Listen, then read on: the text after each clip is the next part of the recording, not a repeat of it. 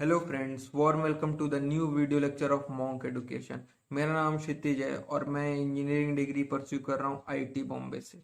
आज के हमारे वीडियो लेक्चर में हम लोग बात करेंगे बेसिक वेक्टर्स फॉर फिजिक्स। पर स्टार्ट करने के पहले आइए देखते हैं importance of vector for JEE. Vector is not such an important part for JEE mains और एडवांस। अभी रिसेंट ईयर में वेक्टर्स के डायरेक्ट क्वेश्चन या कहा जाए अच्छे क्वेश्चन जेई मीन्स हो या जेई एडवांस हो उसमें नहीं आए हैं। पहले जेई एडवांस में वेक्टर बेस्ड क्वेश्चन आते थे, असर्शन रीजन टाइप के क्वेश्चन में, यहाँ पे वेक्टर से कॉन्सेप्ट यूज होते थे। पर अभी रिसेंट ईयर्स के ट्रेंड में देखा जा रहा है वेक्टर से क्वेश्चन नहीं आ रहे हैं। तो अगर क्वेश्चन नहीं आ रहे तो क्यों पढ़ा जाए इसको? So why we study it? Simply because it's the entire backbone of your 90% physics syllabus.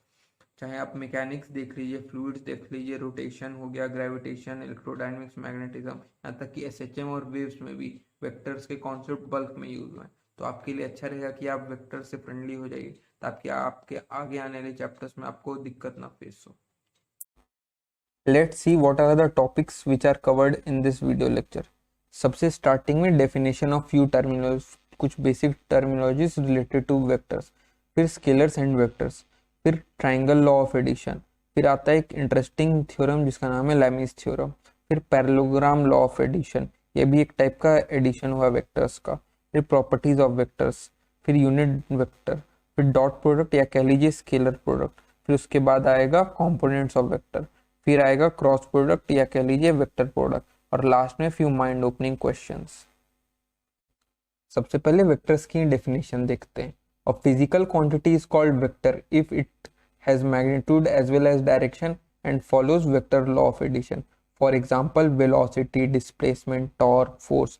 तो वो फिजिकल क्वांटिटी जिसके पास मैग्नीट्यूड हो और डायरेक्शन हो और साथ ही साथ vector law of addition follow करे, वो कहलाएगा वेक्टर्स। अब स्केलर क्या होता है? Physical quantity which has only magnitude and no direction. For example mass, energy, temperature. तो स्केलर्स वो फिजिकल क्वांटिटी हो गए जिसे पूरे अच्छी तरीके से डिफाइन करने के लिए सिर्फ मैग्नीट्यूड का जरूरत होता है। अगर उसके साथ हम लोग डायरेक्शन एसोसिएट करेंगे तो वो एक इररिलेवेंट बात हो जाएगा। देखिए एक और पॉइंट है, few quantities which has magnitude as well as direction but does not follow vector law of addition and hence they are not vectors. For example current वो फिजिकल क्वांटिटी है जिसके पास डायरेक्शन भी होता है और मैग्नीट्यूड भी होता है, पर वो वेक्टर लॉ ऑफ एडिशन नहीं फॉलो करता है, इसलिए वो वेक्टर नहीं हुआ। जैसे देख लीजिए यहाँ पे ये एक वायर हो गया, आई करंट कैरी कर रहा है, और एक दूसरा वायर हो गया, आई करंट कैरी कर रहा है, और यहाँ पे आके मिल रहे हैं, और आगे फिर इस वायर में 2i करंट जा रहा है, और ये 2i करंट इंडिपेंडेंट ऑफ ये थीटा है।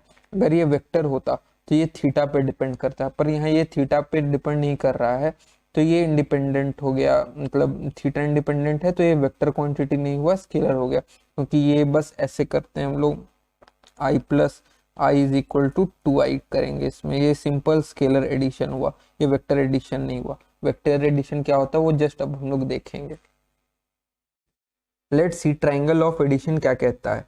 If head of one vector is kept at the tail of another vector in same sense, then the resultant vector will be the vector joining the tail of first vector with the head of second vector in opposite sense।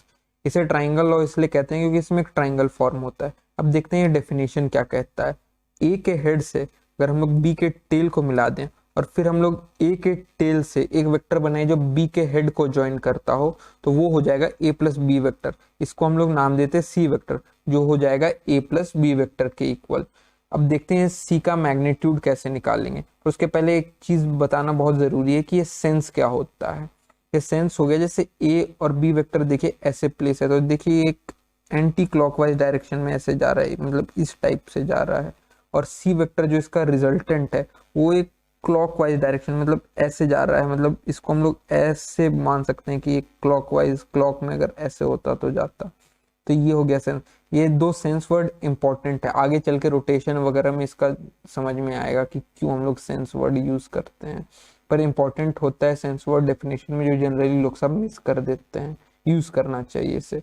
अब देखते हैं magnitude of C vector हम लोग कैसे करते हैं। तो उसके लिए अज्यूम कर लेते हैं mod of A vector is equal to A, mod of B vector is equal to B, और theta is the angle between them.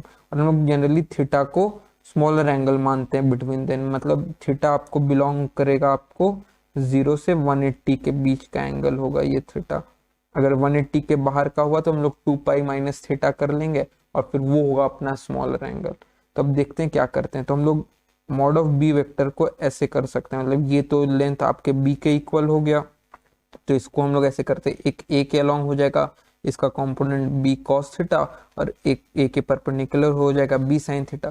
तो फिर हम लोग को एक राइट एंगल ट्राइंगल मिल जाएगा। देखिए ये यहाँ से 90 डिग्री है, तो उसका हाइपोटेनस हो जाएगा मॉड ऑफ सी के इक्वल, और एक साइड हो जाएगा बी साइन थीटा, दूसरा साइड हो जाएगा ए प्लस बी कॉस थीटा, क्योंकि इस डायरेक्शन में ए इतना और बी कॉस थीटा भी आएगा। अब सिंपली ये तो सी हाइपोटेनस हो गया, तो हम लोग पाइथागोरस थ्योरम अप्लाई करते हैं डायरेक्ट, उससे आ जाएगा इसका लेंथ, वो हो जाएगा square root of A plus B cos theta का whole square plus B sine theta का होल स्क्वायर। तो सॉल्व करने के बाद ये कुछ ऐसा आ रहा है, A square root of A square plus B square plus 2ab cos theta, मतलब हो गया आपको mod of C vector is equal to mod of A plus B vector, this is equal to square root of mod of A vector का square plus mod of B vector का square plus 2 times mod of A vector into mod of B vector into cos theta. Theta हो जाएगा smaller angle between A and B.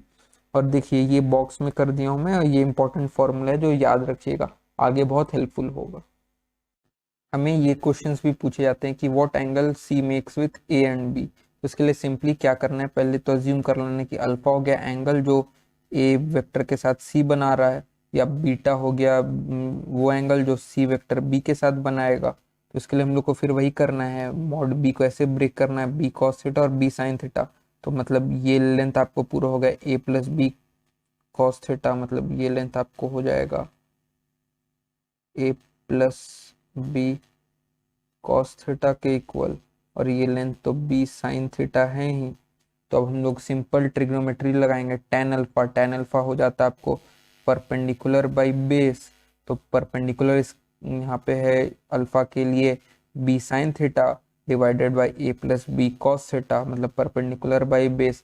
तो alpha हो जाएगा tan inverse B sine theta by A plus B cos theta. और beta के लिए simply हम लोग को कुछ नहीं करना है, ये वाली इक्वेशन में ही मॉड ए को मॉड बी से एक्सचेंज कर दें। तो यहाँ हो जाएगा, यहाँ जो बी है वो ए हो जाएगा और जो ए है वो बी हो जाएगा। तो बीटा हो जाएगा tan inverse A sine theta by B plus A cos theta. ये दो भी आप याद रख लीजिए, ऐसे प्रैक्टिस करेंगे तो याद हो ही जाएगा, ये सब भी इंपॉर्टेंट होता है। लेट्स सी लैमीज थ्योरम क्या कहता है। If the resultant of three vectors is zero, then the magnitude of a vector is directly proportional to the sine of angle between other two vectors। सबसे पहले तो एक चीज समझिए, अगर रिजल्टेंट ऑफ तीन वेक्टर जीरो हुआ तो एक क्लोज ट्राइंगल रिप्रेजेंट करता है, और उस ट्राइंगल में सारे वेक्टर्स का साइन सेम डायरेक्शन होता है। जैसे इस केस में देख सकते हैं सब एंटी क्लॉकवाइज डायरेक्शन में, ए के हेड के साथ बी का टेल, बी के हेड के साथ सी का टेल, और सी के हेड के साथ ए का टेल। और इनके बीच का एंगल ऐसे होगा, जैसे बी और सी के बीच का एंगल अल्फा हो गया, सी और ए के बीच का एंगल बीटा हो गया, और ए और बी के बीच का एंगल गामा हो गया। लैमीज थ्योरम समझने के लिए इसको हम लोग इस तरीके से भी सिंप्लीफाई करके लिख सकते हैं, जहाँ पे तीनों वेक्टर सेम पॉइंट से पास करें, मतलब सेम चीज़ है दोनों। और इस ये बस लैमीज थ्योरम समझने के लिए ऐसे हम लोग सिंप्लीफाई किए हैं, इसका भी रिजल्टेंट जीरो है। तो ए वेक्टर के अपोजिट अल्फा एंगल हो गया, बी वेक्टर के अपोजिट बीटा एंगल हो गया, और सी वेक्टर के अपोजिट गामा एंगल हो गया। ये भी रिप्रेजेंट करे A vector plus B vector plus C vector zero होता है। अब देखिए लैमीज थ्योरम क्या रिजल्ट देता है, A by sine alpha is equal to B by sine beta is equal to C by sine gamma. इसका प्रूफ आपको साइन रूल से आता है। ये लैमीज थ्योरम आगे चल के बहुत इंपॉर्टेंट हो जाता है जब आपको तीन फोर्सेस जैसे कि इलेक्ट्रिक, मैग्नेटिक, ग्रेविटेशनल आ जाते हैं, तब वहाँ पे क्वेश्चंस बहुत क्विकली, बहुत फास्ट हो जाता है अगर इसका यूज़ करें सॉल्व, वरना फिर बहुत सारे इक्वेशंस लगेंगे, दो या तीन डायरेक्शन में लोग को मतलब फोर्स को ये करना होगा, रिजॉल्व करना होगा और इक्वेशंस लिखने होंगे। पर अगर ऐसे हम लोग डायग्राम उसका बना लिए, ऐसे भी बना लिए, तो बहुत जल्दी हो जाएंगे और बहुत टाइम सेव होगा। कॉम्पिटिशन्स में इस थ्योरम पर बेस्ड, मतलब डायरेक्टली तो नहीं पर वैसे ही तीन फोर्सेस जिनका रिजल्टेंट जीरो है आता है क्वेश्चन, और ये यूज़ करने से एकदम with in 10 to 15 second question solve हो जाएगा। अब देखते हैं पैरेललोग्राम लॉ ऑफ एडिशन क्या होता है। If we keep the tail of two vectors coincident and then complete the parallelogram, then the resultant will be the diagonal of parallelogram through the point of coincidence। ये भी triangle law जैसा होता है, बस इसमें थोड़ा चेंज क्या होता है, हम लोग ए और बी वेक्टर का टेल को कोइंसाइड करते हैं। ट्राइंगल लॉ में होता था ए के हेड के साथ बी का टेल, पर नहीं, यहाँ पैरेललोग्राम लॉ में होगा बी और ये दोनों के टेल्स को कोइंसाइड करेंगे, उसके बाद एक पैरेललोग्राम जो होगा बी के पैरेलल एक लाइन बनाएंगे जो ए के हेड से पास कर रहा हो, और सिमिलरली ए के पैरेलल एक लाइन बनाएंगे जो बी के हेड से पास कर रहा हो, तो एक पैरेललोग्राम बन जाएगा। और इस पैरेललोग्राम का वो वाला डायगोनल जो ए और बी के टेल मतलब ये पॉइंट ऑफ कोइंसिडेंस से पास करेगा, वो आपको दे देगा A vector plus B vector का रिजल्टेंट। सिमिलरली सेम फॉर्मूला होगा यहाँ भी, A vector plus B vector का मॉड, यहाँ भी वही होगा, ए वेक्टर का स्क्वायर प्लस बी वेक्टर का स्क्वायर प्लस 2 टाइम्स मॉड ए vector plus mod B vector cos theta. Cos theta आपको ये वाला एंगल, पूरा एंगल कॉस थीटा हो जाएगा।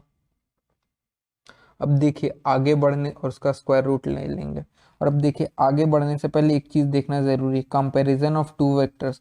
देखिए दो वेक्टर ऐसे ही कंपेयर हो सकते हैं, या तो दोनों इक्वल होंगे या अनइक्वल होंगे, और इक्वल या अनइक्वल होने का भी कुछ क्राइटेरिया था। इक्वल तभी होगा जब दोनों वेक्टर का मैग्नीट्यूड सेम हो, डायरेक्शन सेम हो, और सेम चीज सेम टाइप का फिजिकल क्वांटिटी रिप्रेजेंट कर रहा हो। ऐसा भी हो सकता है फोर्स का एक वेक्टर हो जिसका डायरेक्शन सेम हो, मैग्नीट्यूड सेम हो, और सिमिलरली एक दूसरा वेक्टर हो वेलोसिटी का जिसका मैग्नीट्यूड सेम हो और डायरेक्शन सेम हो, पर वो दोनों सेम नहीं होंगे क्योंकि दोनों अलग अलग फिजिकल क्वांटिटी को रिप्रेजेंट करते हैं। और हाँ, एक और चीज, हम लोग वेक्टर्स को हमेशा या तो इक्वल मानेंगे या नॉट इक्वल टू मानेंगे। कभी ऐसा नहीं कर सकते कि F1 is greater then, F1 एक वेक्टर रिप्रेजेंट कर रहा है, F2 दूसरा वेक्टर रिप्रेजेंट कर रहा है, और हम लोग लिख दें F1 vector is greater then F2 vector.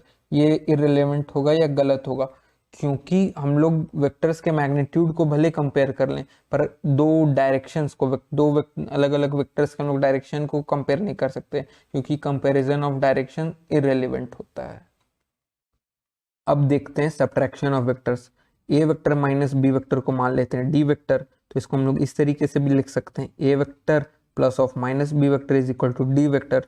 तो to subtract B vector from A vector, invert the direction of B vector and add to A vector. अगर मान लीजिए ए वेक्टर और बी वेक्टर कुछ इस टाइप का हो, तो हम लोग को ए वेक्टर और बी वेक्टर को सब्ट्रैक्ट करने के लिए बी वेक्टर को पाई से रोटेट करना है, मतलब 180 डिग्री से, और वो हो जाएगा माइनस बी वेक्टर। उसका मैग्नीट्यूड में कोई चेंजेस नहीं आएगा, तो अब नया एंगल हो जाएगा बी वेक्टर और माइनस बी वेक्टर और ए वेक्टर के बीच का पाई माइनस थीटा, क्योंकि ओरिजिनली हम लोग अज्यूम किए ए वेक्टर और बी वेक्टर के बीच का एंगल है थीटा।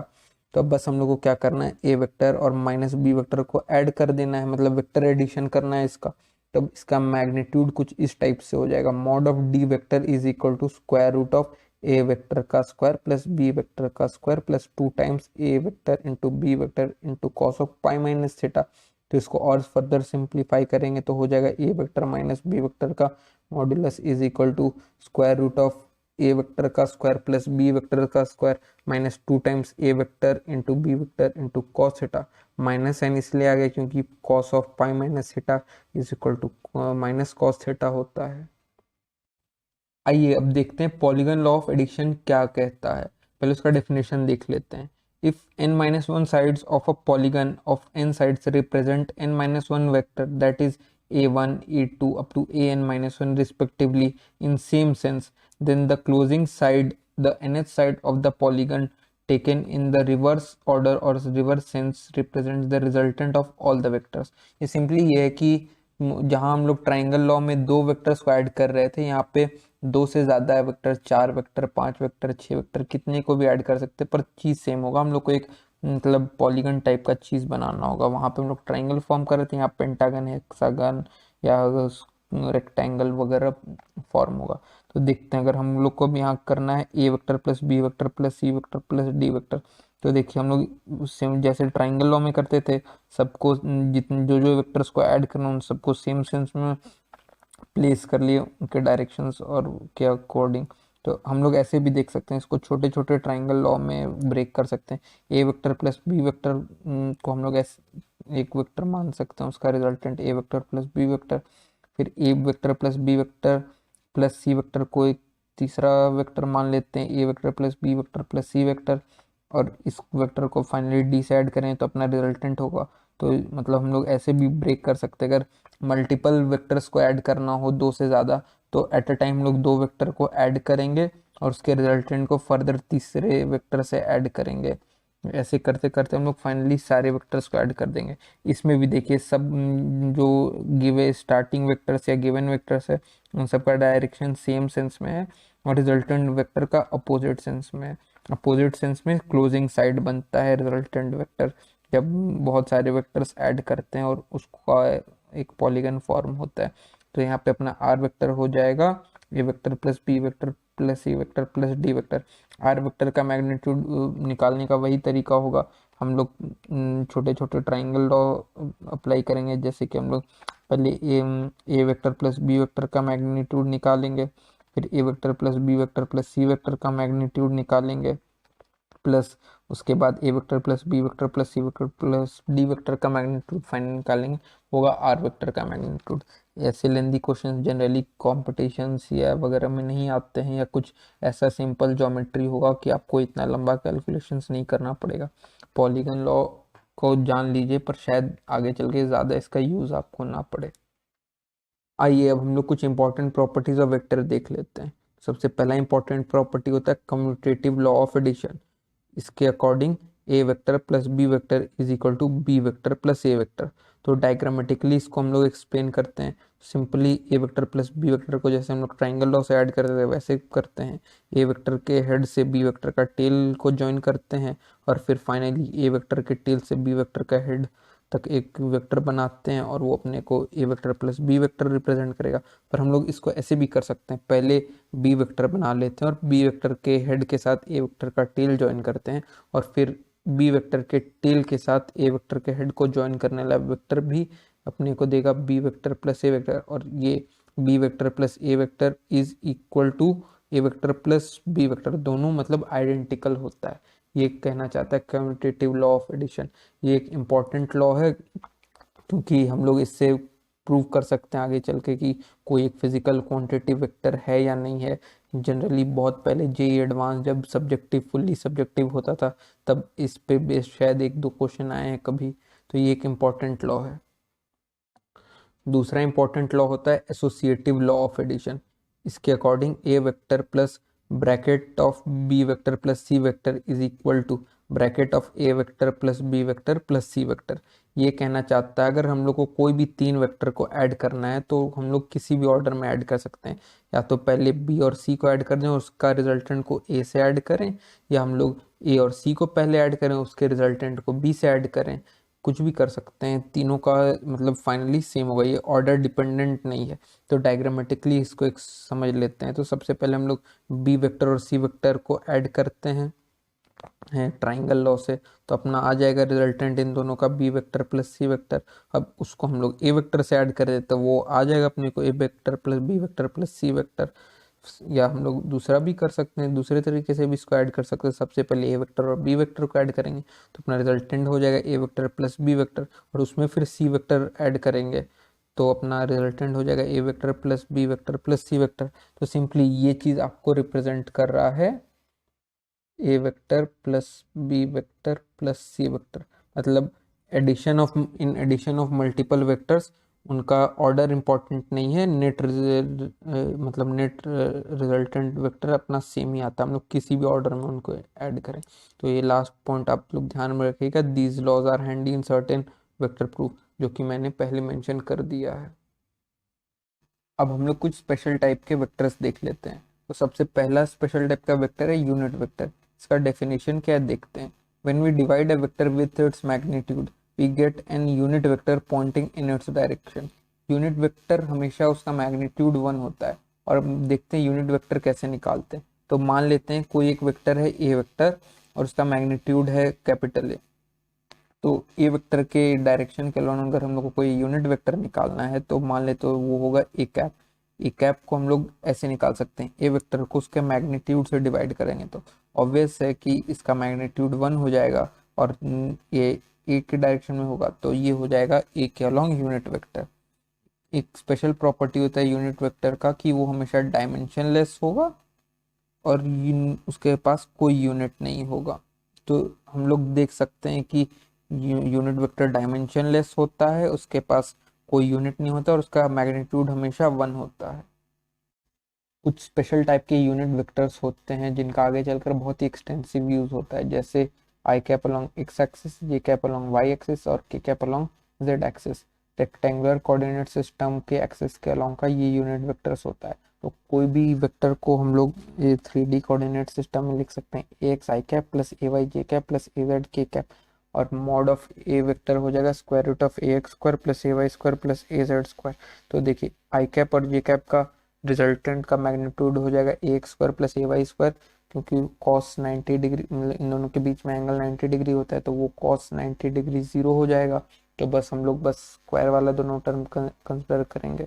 और अब देखिए आई कैप और जे कैप का जो रिजल्टेंट वेक्टर होता है, समेशन वेक्टर होता है, वो हमेशा एक्स वाई प्लेन में लाई करता है। तो एक्स वाई प्लेन के हमेशा परपेंडिकुलर होता है जेड एक्सिस।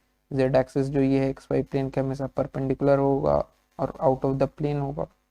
तो वो भी ये वाले रिजल्टेंट वेक्टर का जो ये मैग्नीट्यूड है जिस रिजल्टेंट वेक्टर का, उसके परपेंडिकुलर होगा ये वेक्टर। तो इसका भी सिंपली इसका स्क्वायर करेंगे और इसका स्क्वायर करेंगे और सम करके स्क्वायर रूट ले लेंगे, तो जो आएगा वो होगा ये। अब अल्फा होता है वो एंगल जो ये वेक्टर आपको बनाया एक्स एक्सिस से। तो अब देखिए हम लोग कॉस अल्फा निकालने के लिए क्या करते हैं, ये ए वेक्टर के हेड से एक परपेंडिकुलर ड्रॉप करते हैं एक्स एक्सिस पे, ये हो गया 90 डिग्री। तो ये हो गया एंगल थीटा, ये लेंथ हो जाएगा एक कॉस अल्फा। अब देखिए इसको हम लोग एज्यूम किए ए एक्स, तो कॉस अल्फा हो जाएगा A X by mod of A vector. Similarly cos beta हो जाएगा A Y by mod of A vector, और कॉस गामा हो जाएगा A Z by mod of A vector. इसे ही कहते हैं डायरेक्शन कोसाइन। इसके बारे में आगे चलकर आप मैथ्स में बहुत अच्छे से पढ़ेंगे। देखिए cos alpha cos beta cos gamma में एक बहुत इंपॉर्टेंट रिलेशन है, वो है cos square alpha plus cos square gamma plus cos square beta is equal to 1। तो देखिए हम लोग कोई भी वेक्टर 3D प्लेन में एग्जिस्ट करता है या नहीं करता है, उसका ये बहुत इंपॉर्टेंट कंडीशन। अगर कोई वेक्टर इस कंडीशन को वॉलेट कर देता है तो वो 3D प्लेन में एग्जिस्ट नहीं कर सकता। जैसे एक ट्रिपलेट ऑफ वेक्टर एज्यूम करते हैं 45 डिग्री 30 डिग्री और 60 डिग्री और 30 डिग्री। 45 डिग्री वेक्टर बना रहा है एक्स एक्सिस से, 60 डिग्री वाई एक्सिस से और 30 डिग्री जेड एक्सिस से। अगर ये ट्रिपलेट ऑफ वेक्टर ये कंडीशन को सेटिस्फाई कर गया तो वेक्टर एग्जिस्ट करेगा, वरना नहीं एग्जिस्ट कर सकता। तो चलिए देखते हैं। तो कॉस स्क्वायर 45 डिग्री हो गया 1/2, मतलब 1/√2 का स्क्वायर हो गया 1/2, प्लस कॉस स्क्वायर 60 डिग्री हो गया 1/4, मतलब कॉस 60 डिग्री हाफ होता है।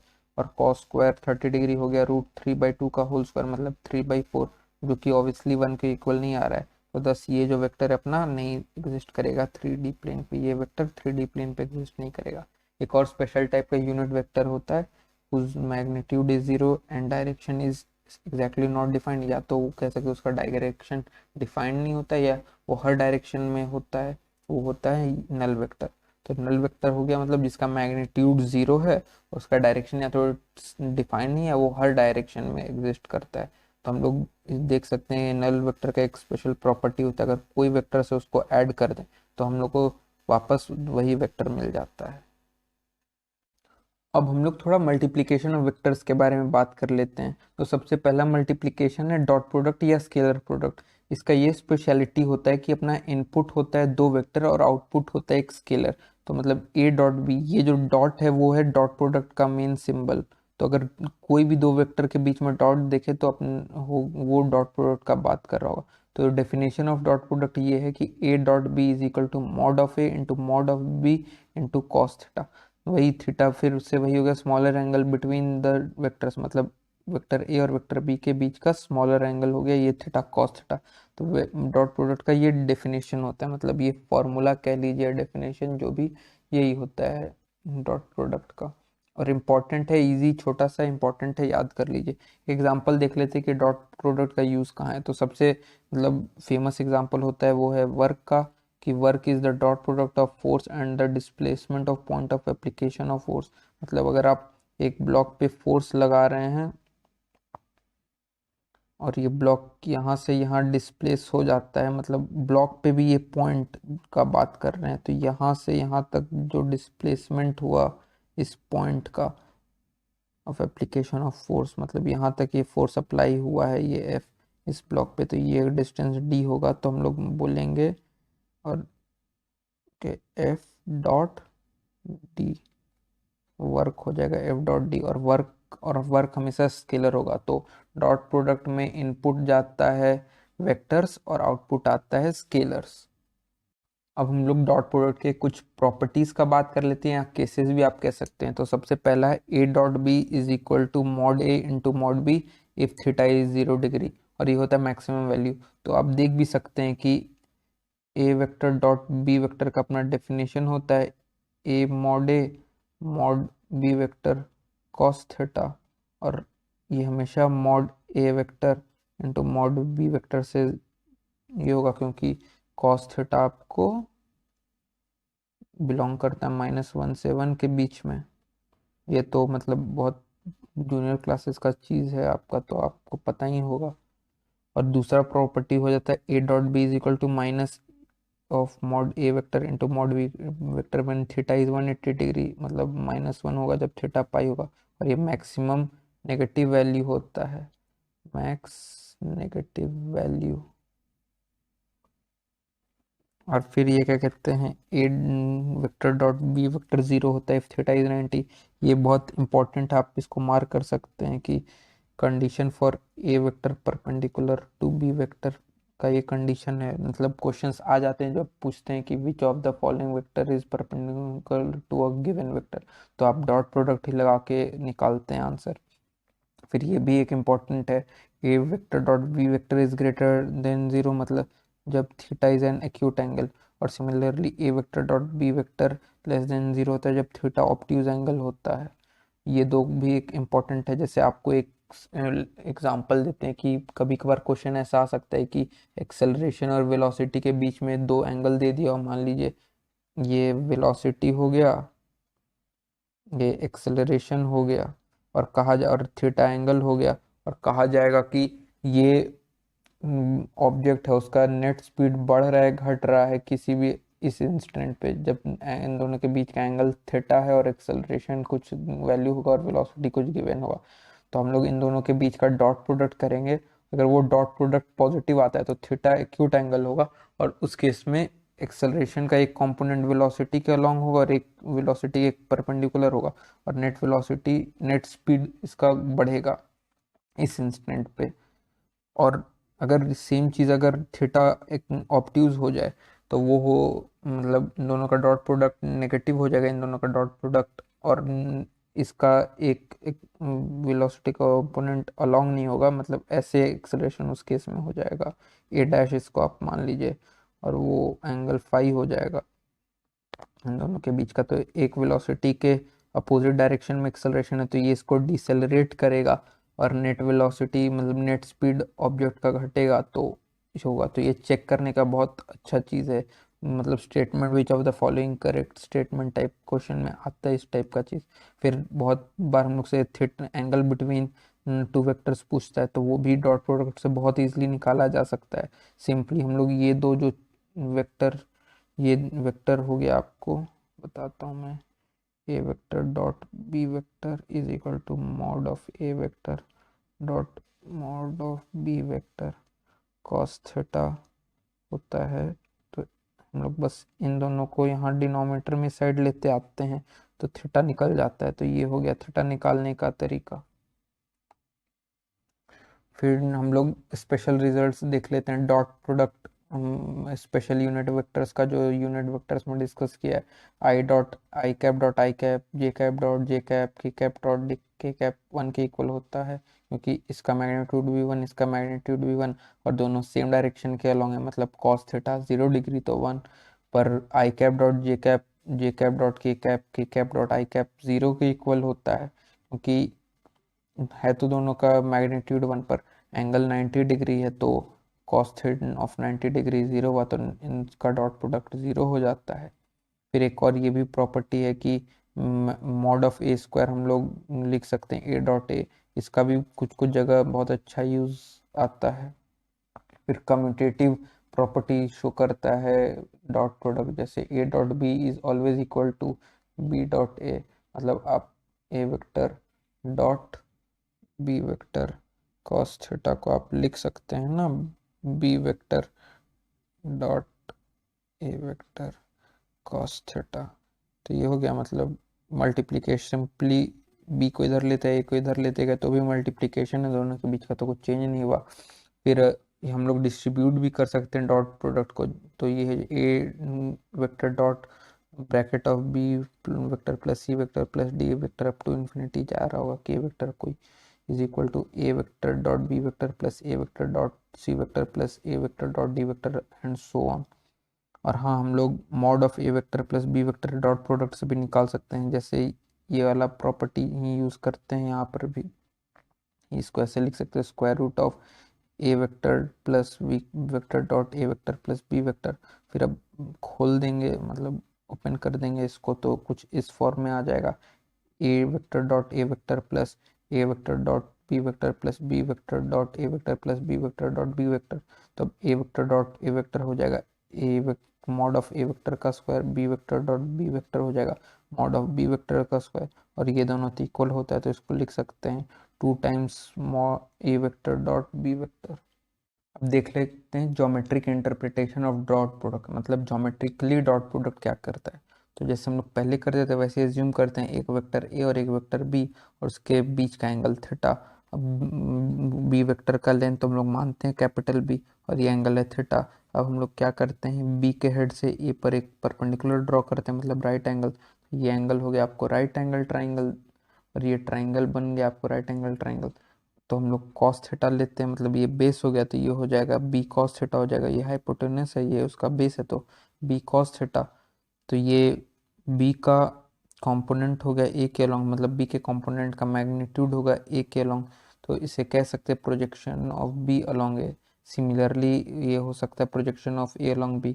उसके लिए फिर से हम लोग दो वेक्टर ए और बी लेंगे, मतलब ए बी वेक्टर और ए वेक्टर, उसके बीच का एंगल थीटा लेंगे। पर इस बार ए वेक्टर के हेड से बी वेक्टर के अलोंग जो लाइन है उस पर एक परपेंडिकुलर ड्रॉ करेंगे, तो फिर अपने को एक राइट एंगल ट्राइंगल मिल जाएगा, और उसका ये हो जाएगा बेस और ये हो जाएगा हाइपोटेनस। इसका लेंथ हो जाएगा ए, तो ये हो जाएगा ए कॉस थीटा। तो ये भी प्रोजेक्शन रिप्रेजेंट करता है अलोंग बी। तो ज्योमेट्रिकली हम लोग देख सकते हैं कि डॉट प्रोडक्ट प्रोजेक्शन रिप्रेजेंट करता है ए का अलोंग बी या बी का अलोंग ए।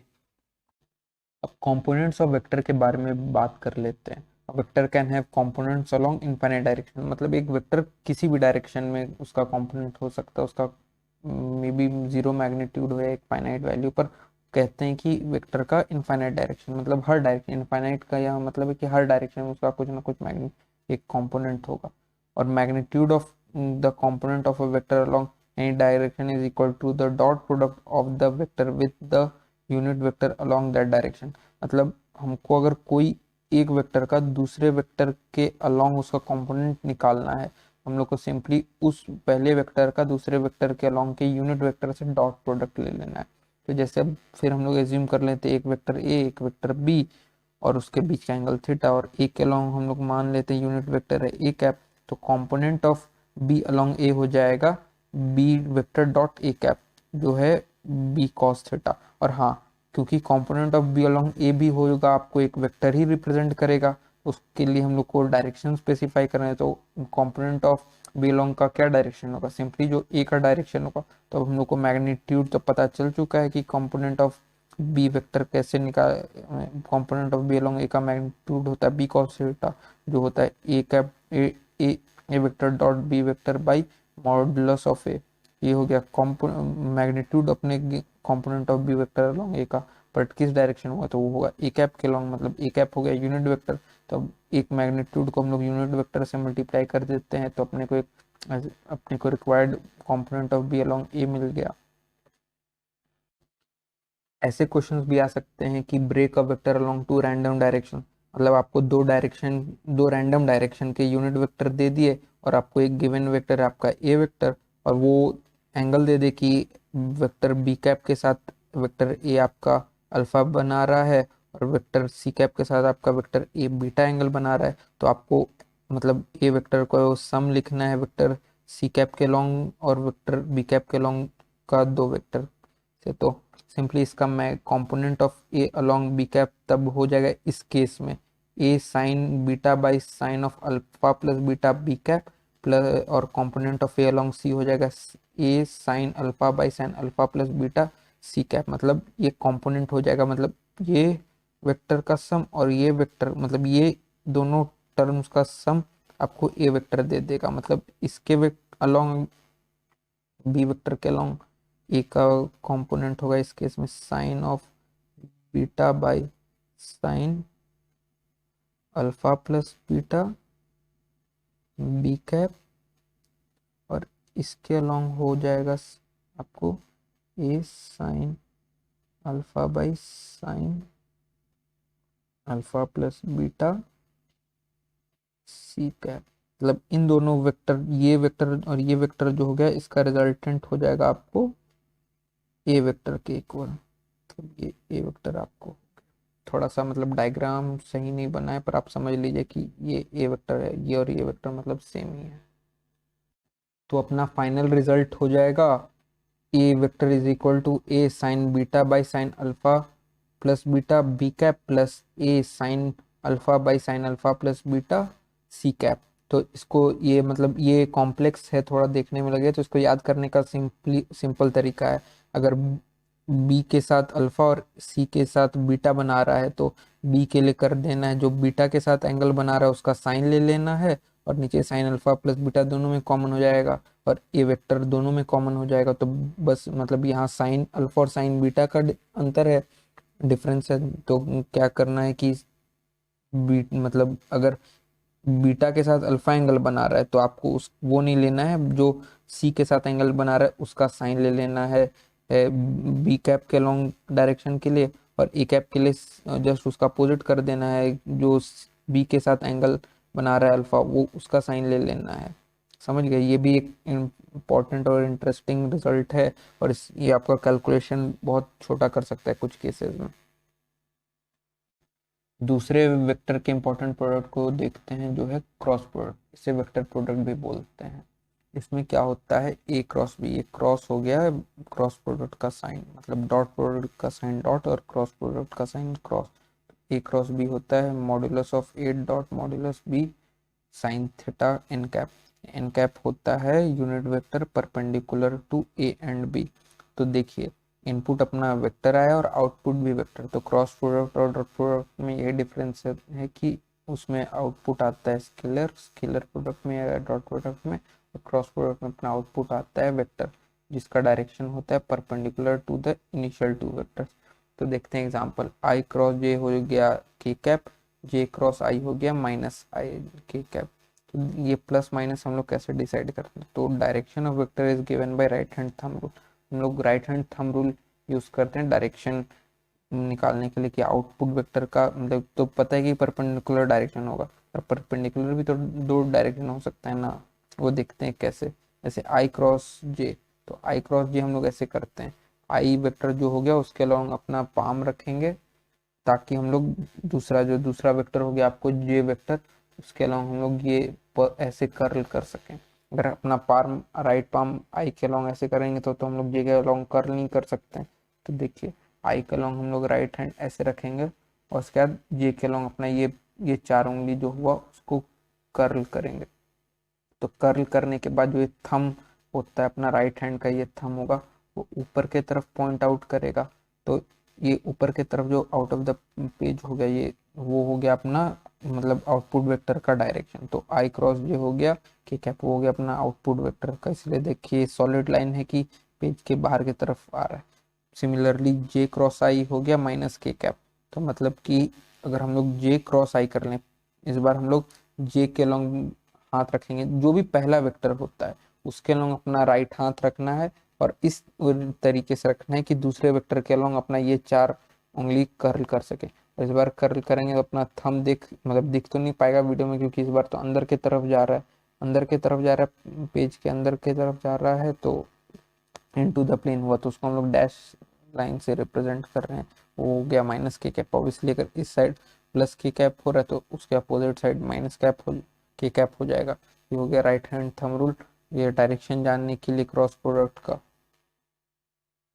अब ये आई कैप जे कैप के कैप के लिए हम लोग के पास एक शॉर्टकट होता है जिसको हम लोग ट्रिक बोलते हैं कि हम लोग कैसे याद रखें। आई क्रॉस जे माइनस के कैप हो या प्लस के कैप, या आई जे क्रॉस के आई कैप हो या प्लस माइनस आई कैप, तो हम लोग एक ऐसे सर्कल बना लेते हैं और उसके अलॉन्ग लिख लेते हैं आई जे के, मतलब ये सिंपल है आई जे के। और ऐसे ये कर लीजिए, आई से जे के तरफ एक एरो ऐसे बना लीजिए, जे से के तरफ और के से आई के तरफ। तो ये तो सिंपल डायग्राम है, देख के ही याद हो गया, जस्ट आपको वीडियो देखते के टाइम ही आपको याद हो जाएगा। एक ऐसे सर्कल बनाना है, आई जे के लिखना है, और आई से जे के तरफ, जे से के तरफ और के से आई के तरफ आपको डायग्राम बनाना है। या ऐसे भी नहीं तो आप ये मतलब पोजीशन देख लीजिए, आई को आप यहाँ लिखना है सबसे राइट साइड, जे को ऊपर और के को लेफ्ट साइड, और उसके बाद ये सर्कल में एंटी क्लॉकवाइज डायरेक्शन में आपको एरोज बना देने हैं। तो आई क्रॉस जे हो गया, मतलब आई से आप जे के तरफ बढ़े तो आप एरो के लॉन्ग, मतलब एरो के बैक से हेड के तरफ बढ़ रहे हैं तो पॉजिटिव डायरेक्शन में बढ़ रहे हैं। तो मतलब I cross J is equal to K, मतलब आई क्रॉस जे, मतलब आई से अगर हम लोग जे की तरफ बढ़े तो हम लोग को प्लस के मिलेगा। पर अगर हम लोग जे से आई की तरफ बढ़े, मतलब ऐसे बढ़े, तो एरो के अगेंस्ट हम लोग बढ़ रहे हैं, हेड से बैक आ रहे हैं, बैक से फ्रंट नहीं, फ्रंट से बैक आ रहे हैं, तो जे क्रॉस आई। तो इस केस में अगर हम लोग पीछे चल रहे हैं तो ऑब्वियसली पीछे का मतलब बैक जाना हुआ, बैक आप समझ सकते हैं नेगेटिव, हम लोग डिसेंड कर रहे हैं नेगेटिव डायरेक्शन में जा रहे हैं तो हम लोग को नेगेटिव मिलेगा। अगर पॉजिटिव, अगर मतलब एरो के लॉन्ग चलेंगे तो पॉजिटिव मिलेगा। ऐसे आप याद रख सकते हैं प्लस माइनस का, ये छोटा ट्रिक है याद रखने का, शॉर्टकट ट्रिक। ये मतलब बहुत सारे कैलकुलेशंस में इजीली आप तुरंत लिख सकते हैं। कोई मतलब पूरा कर्ल करने का आपको उंगली हर जगह कितना कर्ल करिएगा, तो ये याद करने का सब बहुत अच्छा तरीका है। आई क्रॉस जे प्लस के होता है, जे क्रॉस आई माइनस के होता है। हाँ ये भी है कि दोनों एंटी कम्यूटेटिव का नेचर का होता है, मतलब I cross J is equal to minus J cross I. ये आगे प्रॉपर्टीज में हम लोग डिस्कस करेंगे। ये शॉर्टकट हो गया जिसे आप याद कर लीजिए तो आपके लिए बेनिफिशियल होगा। अब हम प्रॉपर्टीज ऑफ क्रॉस प्रोडक्ट थोड़ा देख लेते हैं। तो पहली प्रॉपर्टी होती है एंटी कम्यूटेटिव प्रॉपर्टी, और मैंने जस्ट अभी थोड़ा देर पहले मेंशन किया। ये क्या होता है, A cross B is equal to minus of B cross A. तो ए क्रॉस बी जैसे बताया मैंने, right hand thumb rule apply करेंगे तो होगा ए के तरफ अपना राइट हैंड का पाम रखना है और बी के तरफ अपना एक फोर फिंगर कर्ल करना है। तो अपना थंब पेज के बाहर, मतलब प्लेन के बाहर ये कर रहा है पॉइंट आउट, तो इसका direction out of the plane हो गया। पर बी क्रॉस से हम लोग हो जाएगा, ये क्या कहते हैं, बी के तरफ अपना ये रखना है राइट पाम, शायद ए की तरफ करना है, तो वो अपना थंब जो दिख नहीं रहा होगा शायद वीडियो में, वो पेपर के अंदर होगा, मतलब प्लेन के अंदर देख सकते हैं कि एक ए क्रॉस बी बाहर की तरफ पॉइंट आउट कर रहा है और बी क्रॉस से अंदर की तरफ, से दोनों अपोजिट डायरेक्शन में। तो ऑब्वियसली इक्वल तो नहीं होंगे क्योंकि उनका डायरेक्शन अलग है, पर एक दूसरे के नेगेटिव पॉजिटिव जरूर होते हैं। तो ये क्या कहते हैं, A cross B is equal to minus of B cross A. ये हो गया एंटी कम्यूटेटिव प्रॉपर्टी, शो करता है आपको क्रॉस प्रोडक्ट। दूसरा property distributive property, simple property है कि A cross B into bracket of B vector plus C vector हो जाएगा A cross B plus A cross C के इक्वल। सिंपल प्रॉपर्टी है, मतलब जैसे आप मैथ्स में बाहर मल्टीप्लिकेशन को खोलते हो वैसे खोलना है, ये भी एक टाइप का मल्टीप्लिकेशन ही है विद सर्टेन स्पेशल रूल्स। फिर तीसरा प्रॉपर्टी आपको हो जाएगा cross product of two parallel vectors is zero. ये इंपॉर्टेंट प्रॉपर्टी स्टार मार्क कर देता हूँ कि ए क्रॉस बी अगर जीरो है तो वो दो वेक्टर्स पैरेलल हमेशा होंगे, मतलब उनके बीच का एंगल 0 डिग्री होगा या और 180 डिग्री होगा, और दोनों मतलब पैरेलल होंगे या एंटी पैरेलल, पैरेलल और एंटी पैरेलल, एंटी पैरेलल होंगे और उनका साइन थीटा 0 होगा। चौथा प्रॉपर्टी होगा एसोसिएटिव प्रॉपर्टी। ये भी डिस्ट्रीब्यूटिव प्रॉपर्टी जैसा ही है कि bracket of A vector plus B vector cross bracket of C vector plus D vector हो जाएगा A cross C plus A cross D plus C B cross C plus B cross D. मतलब just bracket दोनों खोल के ये मतलब expanded form में हो गया इसका। अब देख लेते हैं geometric interpretation of cross product. तो ज्योमेट्रिकली क्रॉस प्रोडक्ट क्या रिप्रेजेंट करते हैं, तो पहले स्टेटमेंट पढ़ लेते हैं उसका। If two vectors represent the two adjacent sides of a parallelogram then the magnitude of the cross product will give the area of the parallelogram. तो ये स्टेटमेंट कह रहा है कि जैसे हम लोग पहले पैरेललोग्राम लॉ में दो वेक्टर्स को पैरेललोग्राम का दो साइड मानते हैं, उसके बाद पैरेललोग्राम कंप्लीट करके मतलब ए प्लस बी उसका डायगोनल को मानते हैं, सिमिलरली वैसे ही हम लोग को पैरेललोग्राम बनाना। तो हम एज्यूम कर लेते हैं ए वेक्टर और बी वेक्टर जैसे पहले करते थे और उसके बीच का एंगल थीटा कर लेते हैं। तो अब इस पैरेललोग्राम का एरिया हो जाएगा, मतलब area of parallelogram base into height. अब यहाँ पे बेस मान लेते हैं पी क्यू जो ए वेक्टर है, तो पी क्यू, और हाइट अपना एच मान लेते हैं, ये वाला एच हाइट हो जाएगा अपना, तो into small H. P Q capital A के इक्वल है और small H B sine theta, क्योंकि देखिए ये 90 डिग्री एंगल है, ये हाइपोटेनस हो गया इस राइट एंगल ट्राइंगल का जिसका लेंथ कैपिटल बी है, और ये एंगल थीटा है, तो ये एच हो जाएगा बी साइन थीटा। तो पी क्यू इंटू एच हो जाएगा A into B sine theta, जो हो जाएगा A B sine theta. A B sine theta आपको एक वेक्टर क्रॉस बी वेक्टर का मैग्नीट्यूड है। तो ज्योमेट्रिकली क्रॉस प्रोडक्ट आपको उस पैरेललोग्राम का एरिया रिप्रेजेंट करता है जिसका वो दो साइड होता है वेक्टर जिसका क्रॉस प्रोडक्ट हम लोग कर रहे हैं। अब देखते हैं कैलकुलेशन ऑफ क्रॉस प्रोडक्ट, और वो भी तब जब आपको वेक्टर्स रेक्टेंगुलर कोऑर्डिनेट सिस्टम के फॉर्म में दिया हो। तो अज्यूम करते हैं दो वेक्टर, पहला p जो है p1 i cap plus p2 j cap plus p3 k cap, और दूसरा है q q1 i cap plus q2 j cap plus q3 k cap. और अब हम लोग लिखेंगे p क्रॉस q, तो होगा p1 i cap plus p2 j cap plus p3 k cap cross q1 i cap plus q2 j cap plus q3 k cap. अब associative property लगा के इसको एक्सपेंड करेंगे तो टोटल इसमें मेरे ख्याल से 9 टर्म्स आएंगे। उसको फिर हम लोग ये शॉर्टकट जो मैंने अभी जस्ट बताया वो अप्लाई करके इसको सॉल्व करना है। और एक और चीज़ की i cross i is equal to j cross J is equal to k cross k is equal to 0 होगा, क्योंकि ये दोनों तो पैरेलल है। और शॉर्टकट तो मैंने अभी जस्ट बताया था कि सर्कल बनाना है, आई जे के लिखना है, और आई से जे की तरफ, जे से के की तरफ, और के से वापस आई की तरफ एरोज बनाना है। और जब आप एरो के अलॉन्ग मूव करिएगा तो प्लस साइन के साथ वो यूनिट वेक्टर आएगा, और जब एरो के अगेंस्ट मूव करिएगा तो नेगेटिव साइन के साथ वो यूनिट वेक्टर आएगा। तो ये सारी शॉर्टकट और ये वाले पॉइंट को अप्लाई करने का अपना ये फॉर्म आता है। ये भी थोड़ा सा कॉम्प्लेक्स होता है याद करने में, ये वाली फॉर्म का मैंने बात कर रहा हूँ, ये भी थोड़ा कॉम्प्लेक्स होता है याद करने में। तो कैसे याद करें, इसका भी एक ट्रिक होता है, वो होता है डिटर्मिनेंट यूज़ करना। डिटर्मिनेंट यूज करना कुछ इस तरीके से हुआ, पी क्रॉस क्यू को हम लोग लिख देंगे, सबसे पहले हम लोग आई कैप जे कैप के कैप, ये फॉर्मेट होता है डिटर्मिनेंट लिखने का क्रॉस प्रोडक्ट निकालने के लिए। शायद डिटर्मिनेंट आप लोगों को ना आता हो तो वो आगे मैथमेटिक्स में और डिटेल में आएगा, पर अभी सिंपल कैसे क्रॉस प्रोडक्ट के लिए डिटर्मिनेंट यूज करते हैं वो मैं बता दूंगा। तो सबसे पहले पी क्रॉस क्यू के लिए कुछ भी हो इधर वेक्टर आई कैप जे कैप के कैप ऊपर लिख लेना है।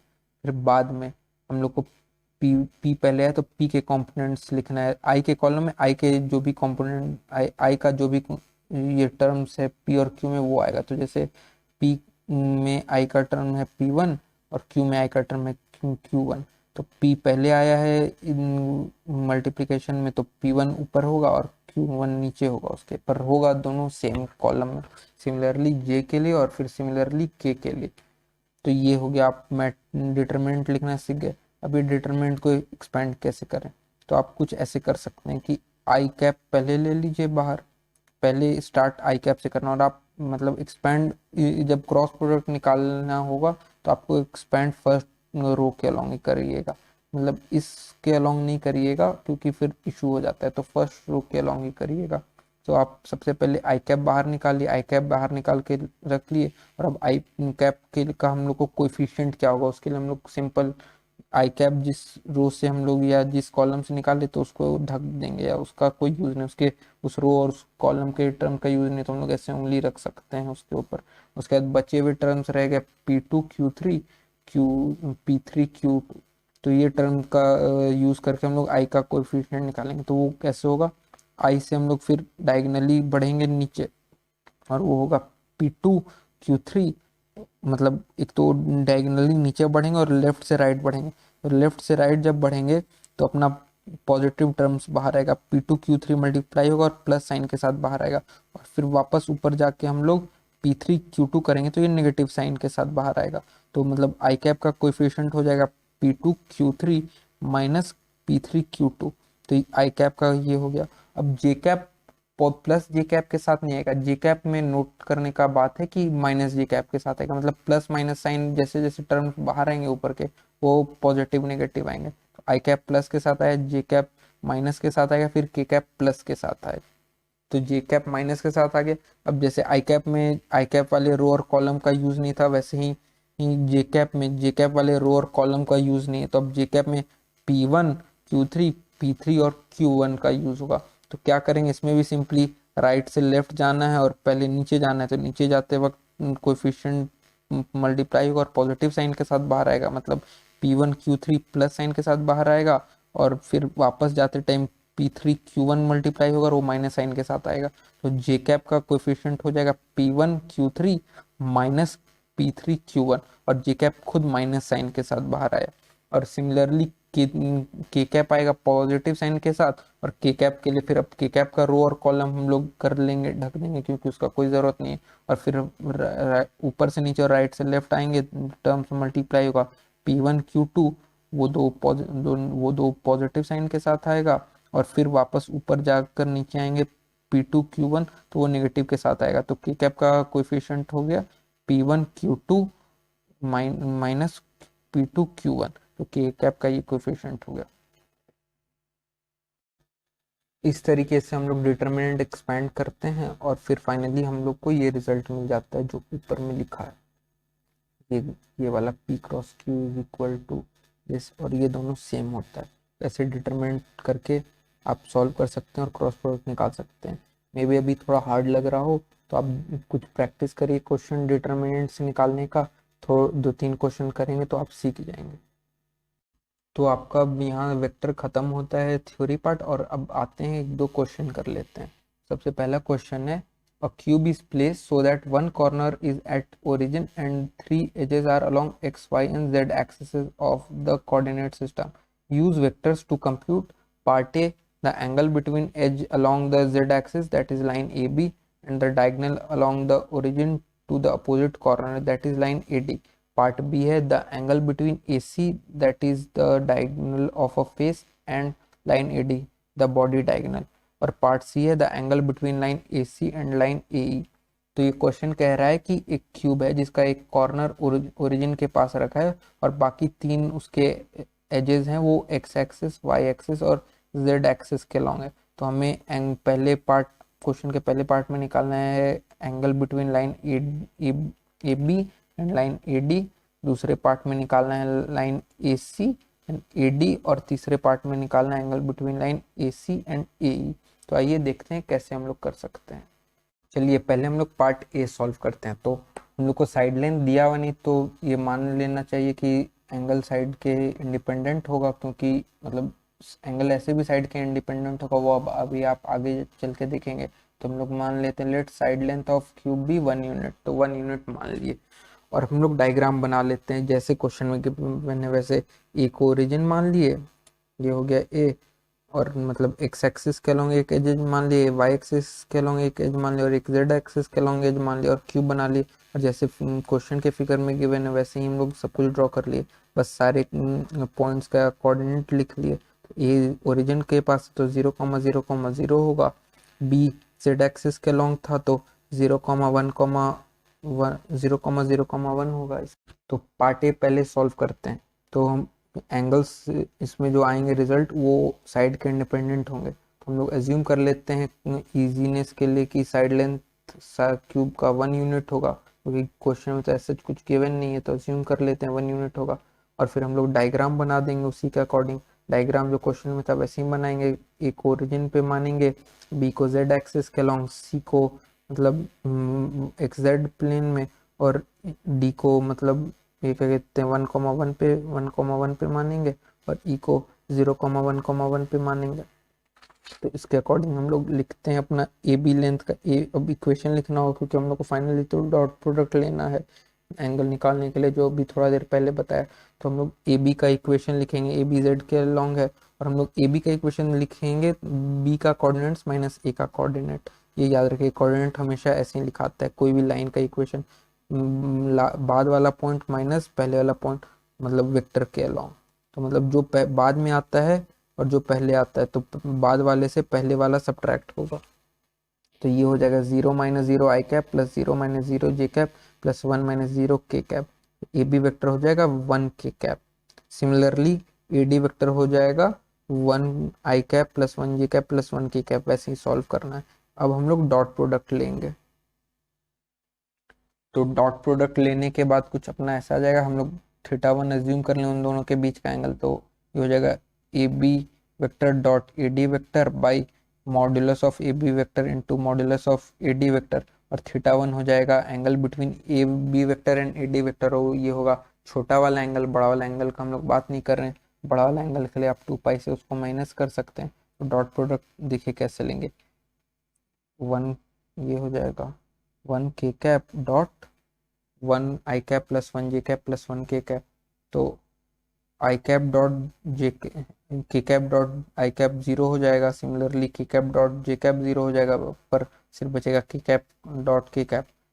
ये 0 होने का कारण ये है कि आई कैप और जे कैप, आई कैप और के कैप परपेंडिकुलर होता है। सिमिलरली के कैप और जे कैप परपेंडिकुलर होगा, तो कॉस थीटा जो मतलब आएगा इन दोनों के बीच में, जो कॉस थीटा आएगा वो 90 डिग्री होगा, इसलिए टर्म को 0 बना देगा। तो हम लोग के पास बस एक ही टर्म बचा, वो है ऊपर में 1 और नीचे में हम लोग modulus of A B vector 1 आएगा, क्योंकि एक यूनिट वेक्टर है वो साफ दिख रहा है। और modulus of A D vector के लिए हम लोग ऐसे करेंगे 1 आई कैप के कोफिशिएंट का स्क्वायर प्लस जे कैप के कोफिशिएंट का स्क्वायर प्लस के कैप के कोफिशिएंट का स्क्वायर रूट ले लेंगे, वो होगा। तो फाइनली हम लोग को आ जाएगा cos theta one is equal to 1/√3। तो हम लोग थीटा वन कर सकते हैं कॉस इनवर्स 1/√3। तो ये होगा आपको सही आंसर इसका, मतलब एंगल बिटवीन, आप लिख सकते हैं एंगल बिटवीन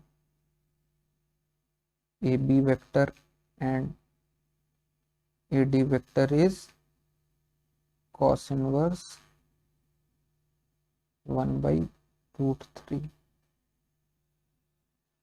मतलब ये वाला एंगल, ये cos थीटा वन, हम लोग जो ये वाले दो वेक्टर के बीच में जो एंगल एज्यूम किया था ना, वो होगा यहाँ पे लिख देता हूँ, यहाँ स्पेस नहीं है, यहाँ स्टार मार्क करके एक्सट्रापोलेट कर देता हूँ। ये एंगल हो जाएगा cos इनवर्स 1/√3 के इक्वल। अब देखते हैं आगे वाले क्वेश्चन को सॉल्व करता हूँ। अब पार्ट बी के लिए हम लोग फिर डायग्राम बना लेते हैं, जैसे पहले बनाया था एकदम सिमिलरली वैसे। और इसमें हम लोग को एंगल निकालना है AC और AD के बीच, मतलब AC ये वाला लाइन हो गया और AD ये वाला लाइन हो गया, ये एंगल होगा। होपफुली आप समझ पा रहे हो जो फिगर से कि कौन सा एंगल का मैं बात कर रहा हूँ। तो AC का हम लोग इक्वेशन वैसे लिखेंगे जैसे सिखाया था। AC हो जाएगा C के कोऑर्डिनेट्स माइनस A के कोऑर्डिनेट्स, वो होगा 1 आई जे कैप प्लस 1 के कैप। और AD हो जाएगा 1 आई कैप प्लस 1 जे कैप 1 प्लस 1 के कैप, जैसे पहले निकाला था। फिर हम लोग डॉट प्रोडक्ट का यूज़ करेंगे। तो डॉट प्रोडक्ट का यूज़ करने के बाद हम लोग के पास आ जाएगा ऐसा कुछ ये, और थीटा टू हम लोग मान लिए हैं AC और AD के बीच का स्मॉलर एंगल है। तो डॉट प्रोडक्ट करके जब हम लोग एक्सपेंड करेंगे तो cos थीटा टू 2/√3 के इक्वल आ जाएगा। तो थीटा टू हो जाएगा cos इनवर्स √2/3। तो मतलब हम लोग का ये एंगल आ गया थीटा टू cos इनवर्स 2/√3। ये एंगल भी इम्पोर्टेंट है, अगर हो सके तो आप याद कर लीजिए, वरना केमिस्ट्री क्लास 12 का हमको लगता है फिजिकल का सबसे पहला चैप्टर ही है सॉलिड स्टेट, उसमें ये याद हो जाएगा, क्योंकि ये शायद कुछ स्पेशल वहाँ यूज़ होता है, टेट्राहेड्रन के बीच का एंगल है। तो ये ऐसे मतलब अभी तो आप याद हो जाए तो सही है, वरना कोई इशू नहीं, बाद में आप फिर डिराइव कर सकते हैं उसको जैसे यहाँ किया है। अब आइए लास्ट पार्ट को देखते हैं, ये सबसे इंटरेस्टिंग होने वाला है, क्योंकि यहाँ क्वेश्चन वेक्टर से सॉल्व हो सकता है पर वो बहुत लेंदी हो जाएगा, और क्वेश्चन पेपर में आप टाइम लिमिट रहता है कुछ, तो आपको कैसे जल्दी सॉल्व करना है। तो यहाँ क्वेश्चन हम लोग को पूछा है AC और ए के बीच का एंगल। आप देख सकते हैं AC एक फेस का डायगोनल हो गया, एक मतलब ये तो क्यूब है, उसका एक फेस हो गया स्क्वायर और उसका एक डायगोनल हो गया, और सिमिलरली दूसरे स्क्वायर फेस का डायगोनल हो गया ए। तो हम लोग देख सकते हैं ये साइड और ये साइड इक्वल है। अब AC और AE के बीच का एंगल पूछा है। अगर हम लोग थोड़ा सा फिगर को ऑब्जर्व करें अच्छा से और EC को भी हम लोग ज्वाइन कर दें तो क्या हो गया, AC और E एक इक्विलैटरल ट्राइंगल हो गया। जैसे आप चेक भी कर सकते हैं, AC का लेंथ हो गया √2 यूनिट, AE का लेंथ हो गया √2 यूनिट और EC का लेंथ भी हो गया √2 यूनिट। इक्विलैटरल ट्राइंगल है और इक्विलैटरल ट्राइंगल का प्रॉपर्टी होता है कि उसका सारा साइड इक्वल होता है, ये हम लोग दिखा दिए। तो इक्विलैटरल ट्राइंगल प्रूव हो गया। उसका दूसरा प्रॉपर्टी हो गया कि सारा एंगल भी इक्वल होता है और एंगल ऑफ ट्राइंगल का सम हो गया 180 डिग्री। तो 180 डिग्री डिवाइडेड बाई 3 हो गया 60 डिग्री। आप चेक कर सकते हैं अगर आपको कुछ कंफ्यूजन हो तो, अगर इक्विलैटरल ट्राइंगल है या नहीं, एक बार अच्छा से ऑब्जर्व करके खुद से भी बना के एक बार चेक करिएगा। तो देखिए ये ज्योमेट्रिकली सॉल्व हो गया और ज़्यादा मतलब कैलकुलेशंस नहीं करना पड़ा। अगर ये आपको दिख गया क्वेश्चन पेपर में इस टाइप का क्वेश्चन, तो आप तुरंत ऑब्जर्व कर सकते हैं ऐसा फिगर बन रहा है और तुरंत मतलब एंगल उसके बीच का 60 डिग्री मार सकते हैं। जस्ट ऑब्जर्वेशन, इसमें आपको कुछ पेन चलाने की ज़रूरत नहीं, जस्ट प्योर ऑब्जर्व करिए और आप आंसर ला सकते हैं। तो ये होगा आपके वेक्टर का लास्ट क्वेश्चन जो अभी मैं डिस्कस करने वाला हूँ। और क्वेश्चन ये है, which of the statement is correct. तो सबसे पहला ऑप्शन ए है, modulus of A vector plus B vector is greater than equal to mod of A vector plus mod of B vector.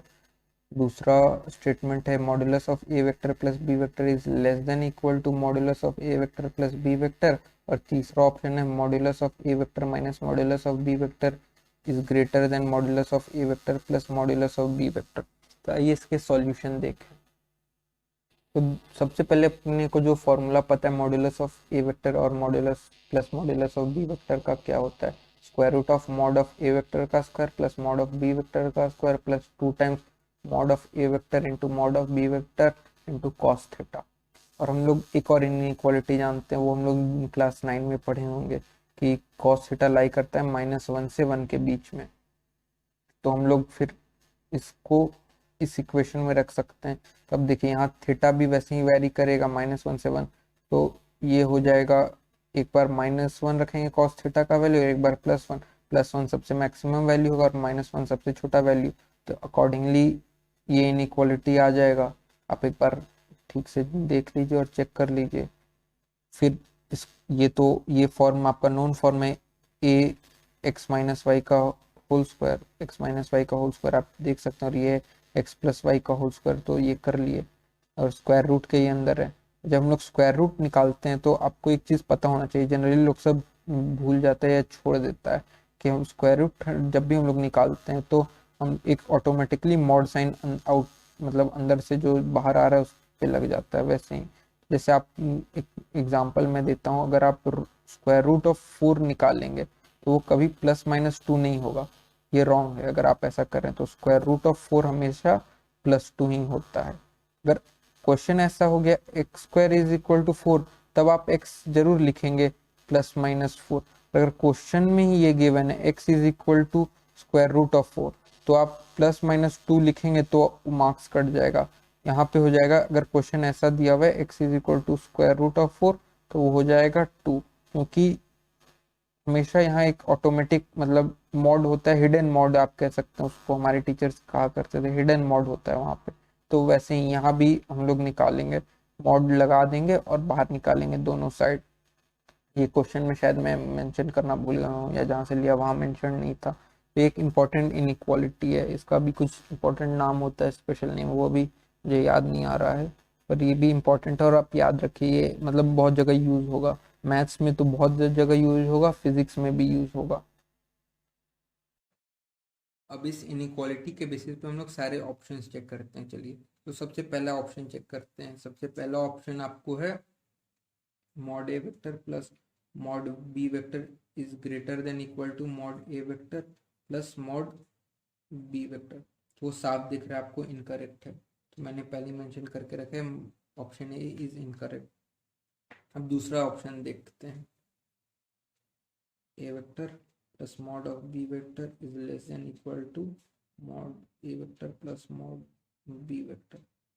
तो ये भी दिख रहा है कि ये सही है, मतलब यहाँ दिख रहा है। तो अब देखिए, अगर ये जेई मेंस हुआ तो आप ऑप्शन बी के आगे मत बढ़िएगा, पर क्योंकि वो सिंगल करेक्ट होता है, या अब सुनते हैं इंटीजर टाइप आ गया तो बी के आगे बढ़ने का जरूरत नहीं। पर अगर जेई एडवांस हुआ तो जनरली मल्टी करेक्ट होता है, तो आपको सारे स्टेटमेंट को चेक करना जरूरी है। तो अब मैं ऑप्शन सी चेक करूंगा।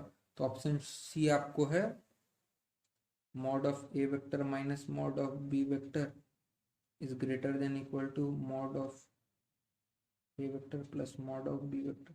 यहाँ कुछ नहीं करना है, जैसे मैंने वेक्टर एडिशन के टाइम में बताया था कि वेक्टर सब्ट्रैक्शन कैसे करते हैं, तो वैसे बी को माइनस बी से रिप्लेस कर देना है ये वाले इनइक्वालिटी में, तो आपको चीज़ सेम आ जाएगा। तो यहाँ से भी आप साफ देख सकते हैं ऑप्शन सी जो है वो इनकरेक्ट है, तो ये भी इनकरेक्ट ऑप्शन है। जैसे ए इनकरेक्ट है, बस बी करेक्ट है, तो ये हो गया। तो अब आप वीडियो मेरा यहीं ख़त्म होता है, और आपको कुछ भी डाउट हो तो आप कमेंट सेक्शन में मेंशन कर सकते हैं, या आप मेल कर सकते हैं हम डिस्क्रिप्शन में दिए हुए ईमेल एड्रेस पे। आपकी डाउट जल्द से जल्द सॉल्व करने की मैं कोशिश करूँगा।